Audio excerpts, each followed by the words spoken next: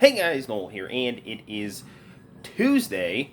And before I go about my business for the rest of the day, I thought it would be fun for us to do a video game review for the video game section of the YouTube channel. If you follow the stream, this game will not be a stranger to you. We played this game recently on our stream, but I thought it would be fun to do a review, a little more condensed. There's not a lot of reviews for this game on YouTube as well. What game are we talking about? Well, it's a game for the PCEngine Mini, and it goes by the name of Ginga Fukei Densetsu Sapphire.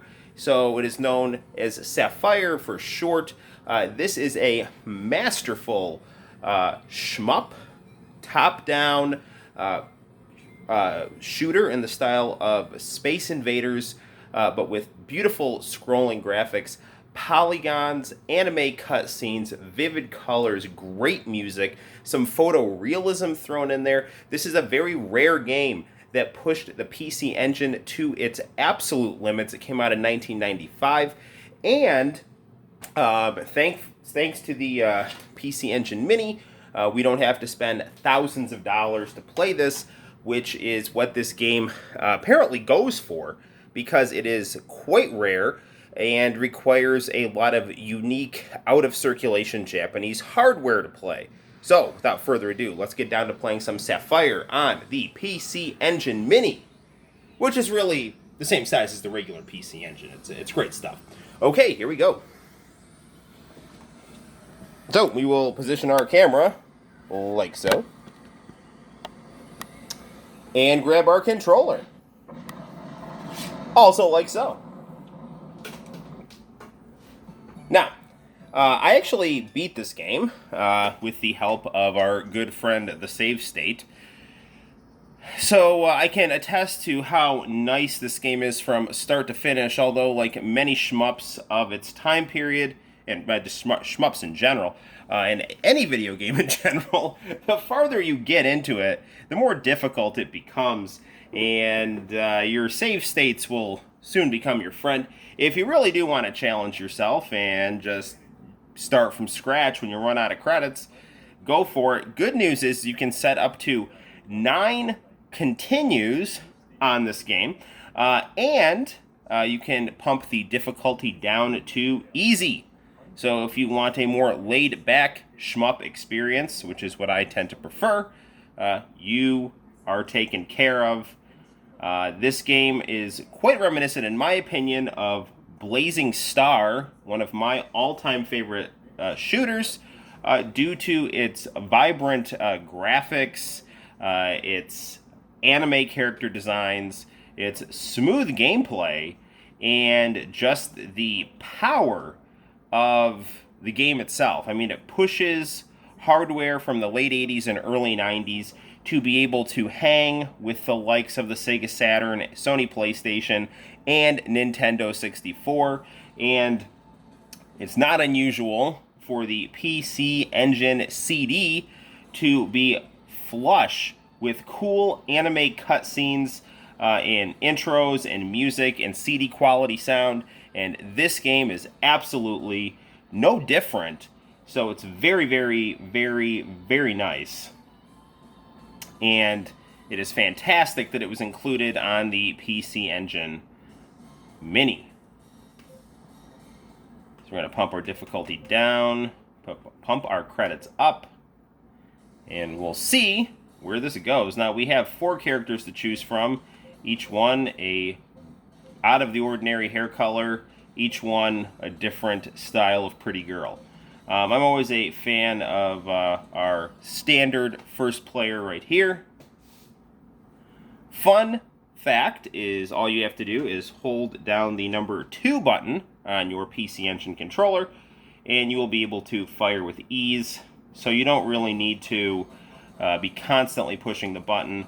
This is probably my favorite level of the game. It's the first level, so it's also the easiest level, but it also has a lot of really, really cool graphics that you would never expect the PCEngine to be able to pull off, but yet here we are. Take a look at these faces right here. So morphing faces out of A Michael Jackson music video. Maybe that's why Michael Jackson decided to get off of Sonic 3, right? He felt a sense of loyalty to the PCEngine for utilizing morphing faces. I have no idea. That's not true at all. Incidentally, it's such a shame that Sonic 3 is becoming increasingly hard to find. Another fun fact, right before this video, I just ordered Popeye on the Famicom, and Splatterhouse also on the Famicom, and Splatterhouse is also on the PCEngine Mini in a more iconic arcade-faithful form. You should absolutely check out the commercial to Splatterhouse, which is very, very good. The Japanese version. There's this creepy girl, and she's like, "Welcome to Splatterhouse." And this, like, really chimey organ synthesizer is playing, and it hits to the PCEngine logo. It's just beautiful stuff. 80s Japanese commercials. I mean, I just love Japanese commercials in general, but the Japanese commercials from the 1980s. I mean, the 1980s, in my opinion, were the apex of pop culture. Which is why I'm so cool, because I'm a product of the 80s. And my favorite logo for a Japanese video game company is the Konami logo. Konami. Do-do-do. As always, I encourage you to watch the Gaijillionaires YouTube channel for all kinds of cool Japanese commercials from Konami mixed into his documentary-style videos. Very cool stuff. I'm in the process of drawing a manga right now. So, it's actually, I'm having a very nice summer. Going back and forth between drawing manga, playing video games, hanging out with my 3-year-old. It's really about as good as it can get. Doing some boxing. Life is good. Warning, it's dangerous for you to come. That sounds more normal in Japanese. Alright. Need to work on our fast reflexes right here. Ooh.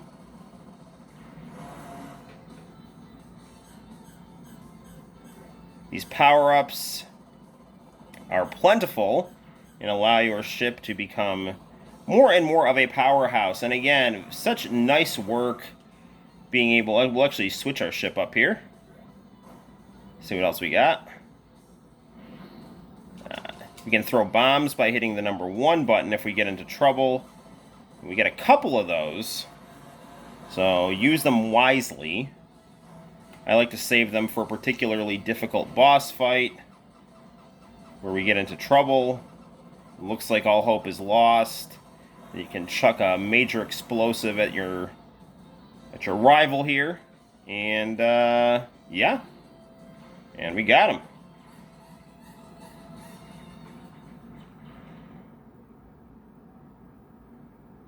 And that, my friends, was the first stage of Sapphire.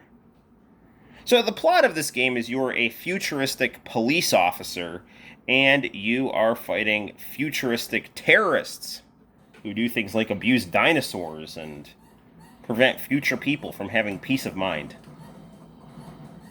This is all very true.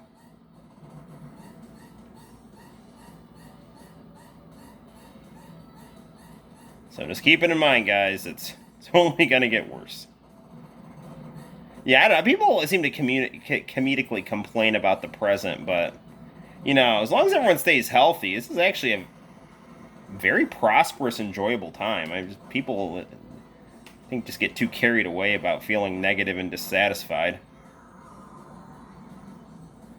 This green ship is a bit slower. But now that we've gotten our power-up, we can enjoy a nice wide range.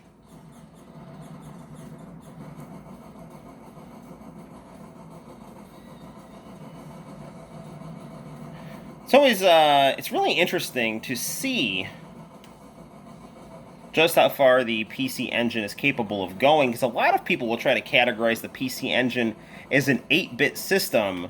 I think that's a little nonsensical, considering that graphically it is indistinguishable from a 16-bit system, and has, I think, in fact, two 8-bit processors inside of it, and 8 plus 8 equals 16.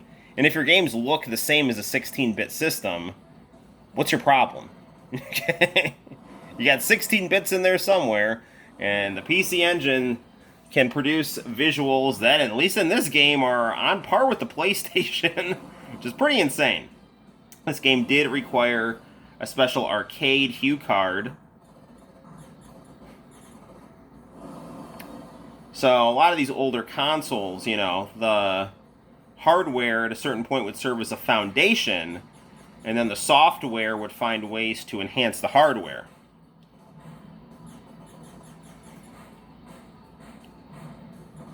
And people would obviously learn how to program for these consoles, and as time passed, you could just do more and more insane things with them. Vink from the Famicom Dojo, who has a very good live stream every Saturday morning from Japan. I accidentally just bought Pretty Sammy for the Sega Saturn from him. Anyway, he will every once in a while play some new Famicom games that would, came out in the last couple of years, and the lengths to which a system from 1983 can be pushed is still extremely impressive.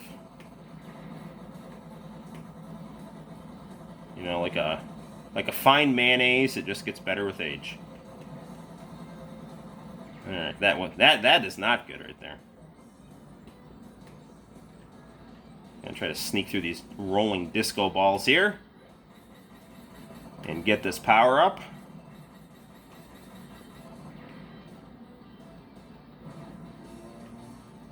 I know it's dangerous for me to go further, but I'm going to take on Dard, the Max Headroom-esque polygonal head that is shooting his dandruff at me as we speak. That's not good. Alright. After this guy, we'll wind down the review, because it's actually my turn to make pizza tonight, and I have to go buy pizza crust.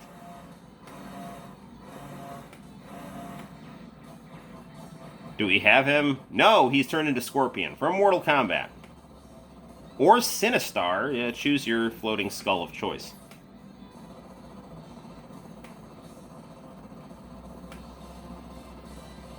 Ah, darn it. I really don't want to get a game over. I at least want to beat this guy here. Ooh.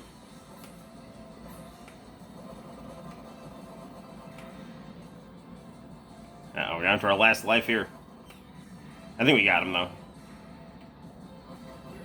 As his head splits into halves and fire consumes everything, that seems to be a good sign that we have, in fact, beaten that level.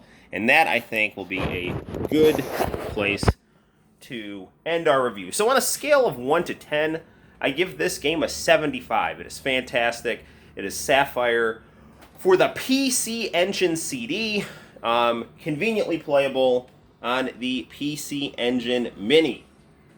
The system that went toe-to-toe with the Famicom and knocked the fantastic Sega Mega Drive into an honorable third place in a 3-person race of Titan gaming consoles in Japan. Till next time, guys, my name is Noel. If you want to see the ending of this game, please check out the most recent live stream, Noel Live 22, and check out the ending. It's very good. Keep on the lookout for more live streams, video game reviews, anime reviews, and all kinds of cool surprises involving my artwork and catchy Japanese tunes. Till next time, I'm Noel, you take care, and I will see you in the very near future. Like and subscribe. Bye-bye.